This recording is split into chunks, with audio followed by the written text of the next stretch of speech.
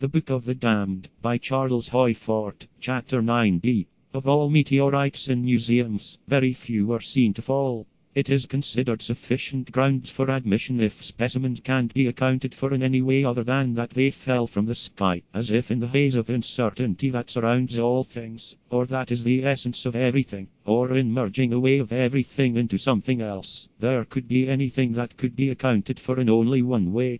The scientist and the theologian reason that if something can be accounted for in only one way, it is accounted for in that way, or logic would be logical if the conditions that it imposes, but, of course, does not insist upon, could anywhere be found in quasi-existence. Inner acceptance, logic, science, art, religion or inner existence. Premonitions of a coming awakening, like dawning awareness of surroundings in the mind of a dreamer.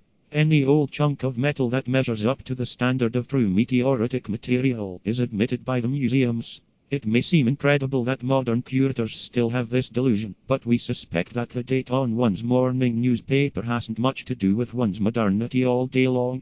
In reading Fletcher's catalogue, for instance, we learn that some of the best-known meteorites were found in draining a field, found in making a road, turned up by the plow occurs a dozen times. Someone fishing in Lake Okekebe brought up an object in his fishing net. No meteorite had ever been seen to fall near it.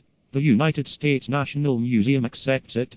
If we accepted only one of the data of true meteoritic material, one instance of carbonaceous matter, if it be too difficult to utter the word coal, we see that in this inclusion-exclusion, as in every other means of forming an opinion, false inclusion and false exclusion have been practiced by curators of museums. There is something of ultra-pathos, of cosmic sadness, in this universal search for a standard, and in belief that one has been revealed by either inspiration or analysis, then the dog clinging to a poor sham of the thing long after its insufficiency has been shown, or renewed hope and search for the special that can be true, or for something local that could also be universal. It's as if true meteoritic material were a rock of ages to some scientific men. They cling.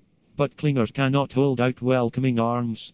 The only seemingly conclusive utterance, or seemingly substantial thing to cling to, is a product of dishonesty, ignorance, or fatigue. All sciences go back and back, until they are worn out with the process, or until mechanical reaction occurs. Then they move forward, as it were.